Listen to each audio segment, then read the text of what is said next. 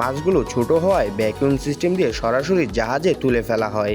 কিন্তু কাজ এখানেই শেষ না। মাছ ধরা যতটা কঠিন তার চেয়েও বেশি কঠিন হচ্ছে সেগুলোকে তাজা রাখা, কারণ এই মাছ পানির বাইরে বেশিক্ষণ বাঁচতে পারে না। তাই ধরার সাথে সাথেই মাছগুলোকে বরফের মধ্যে রাখা হয়। বড় জাহাজে থাকে আলাদা হিমায়িত রোম, আর ছোট ট্রলারে থাকে বরফের স্তূপ, যেন প্রতিটি মাছ একদম টাটকা থাকে।